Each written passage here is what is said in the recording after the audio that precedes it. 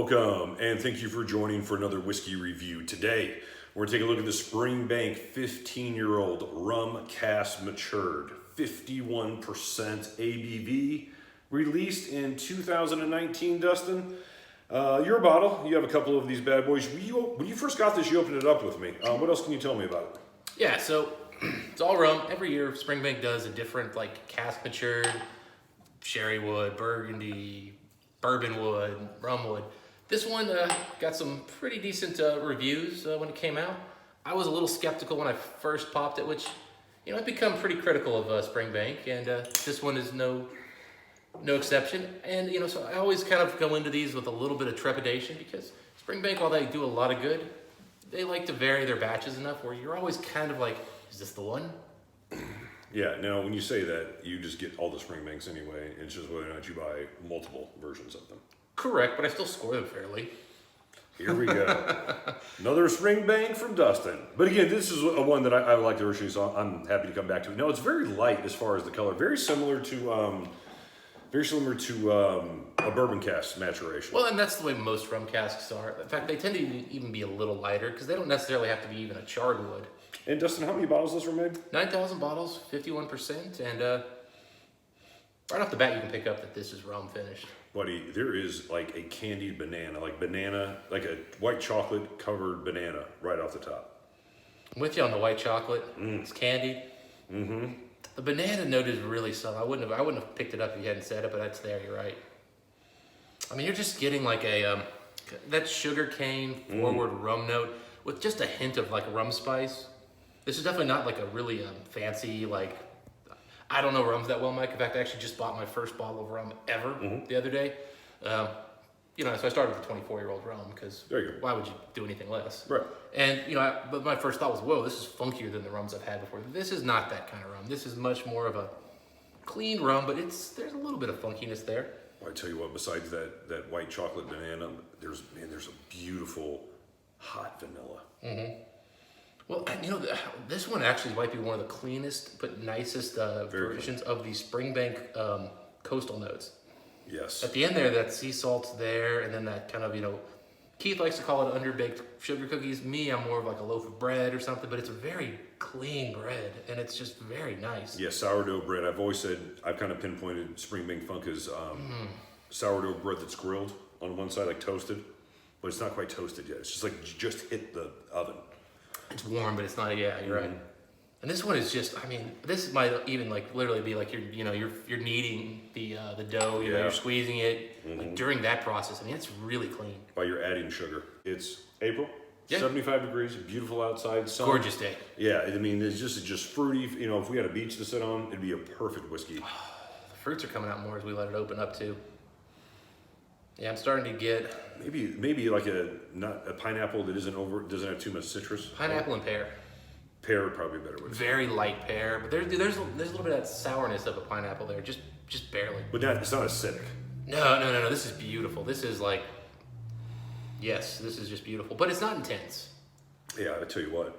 This is a whiskey that, as you know, I could be my first drink of the day. You just sit there for 30 minutes and smell the whiskey. This would be a great one to start the day off and just sit there for 30, 40 minutes and just pick every little nuance apart. Like most Springbanks, man. They're so well crafted, so well done. What do you pick up on the palate? So, up front, it's a little light. It's fruity, sweet. A touch, dare I say, boring when I first kind of go into it, Mike. And then the finish hits on this thing. And this finish, to me, is one of the best finished whiskeys I've ever had at 15 years old. I start picking up like a Kona coffee. I start picking up a lot of spice. I pick up that rum. I pick up oak, which is surprising. I didn't expect to pick up that much oak coming in there. I'm picking up this beautiful Springbank character. Then they're all playing together in this perfect harmony where they just kind of keep bringing up the sweetness, bringing up the spice, bringing up the oomph. And even now, Mike, I'm still picking up a little bit of sugar, a little bit of oak, a little bit of bread and dough. Exceptional finish. Yeah, I'll tell you what. I wouldn't say it was boring on the palate. Again, I got that banana again, and that white chocolate and that vanilla, but it was so oily and viscous. Yes. And it really drove the whole linger and the finish of this thing. Because you're right, it's just there and it never went away. It's almost on your palate feels like the viscosity of like motor oil. It's so thick, but it's beautiful, sweet, light, honey, banana. I like the pear note over the pineapple note, but it's some extremely light fruit. And that sugar note just comes through. And it intermingles really nice with like that toasted bread note. I mean, man, this is a dazzling finish to a whiskey. This is one that I wish I had 2-3 tastes before I even started saying notes, because you're right, there's a lot in that up front palate, but it's not intense. But you're right, it is oily, and at 51%, it's surprisingly viscous. And I mean, the mouthfeel on this thing is 60% ABV all day without the bite of alcohol. Yeah, man. Again, as soon as you swallow, there's sting on the side of the palate. But again, it just, to me, that banana note is so obvious. Banana and sugar. Again, and then that bread note kind of comes in on the end, but Now, is it banana or is it like a plantation? Because I'm actually noticing that it's so sweet that I'm almost thinking plantation. Because it's banana, man. Because banana for me sometimes is a youth note in whiskey. This is not a youth note banana. I agree, and I'm not saying that it is at all. The banana remains very, very light for me. I mean, it's a tertiary note in my experience. No, but it's one of the dominant notes for me. Two different people, two different opinions. Perfect. But I mean, again, it's a great whiskey. Yeah. No, this is. But I guess what I'm saying is, like, up front, that palate, I wouldn't score that very high. Like, it would be mid 80s, maybe even low 80s. But then that finish is just unbelievable. Well, it comes off a little bit different on the palate. So a lot of the same notes I pick up on the nose, I pick up on the finish, but the palate is more aggressive. Like, you pick up the ABV more in the palate than you do any other part of the experience. Oh, yeah. And then, again, it's almost like shockingly sweet and then a little bit tart on the sides of the tongue. Instantly, like when you have it in your mouth and you swallow, and then it just goes into that banana, that sugar, and almost like breadcrumbs as well. I'm getting a little hazelnut. Ooh.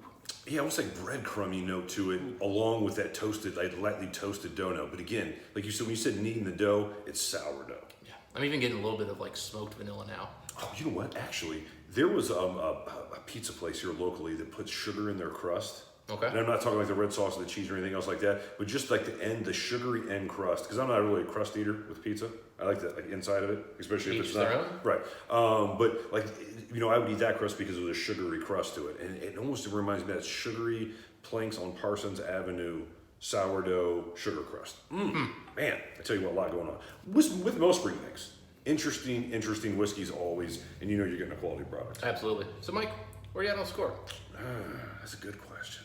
Yeah, because I've gone back and forth about 3 points on this one over the last year, and I think I've finally come to my score. But man, it's tough. I'm going to go, I'm kind of going back to an 88 and an 89, but I'm going to give it an 89 out of 100.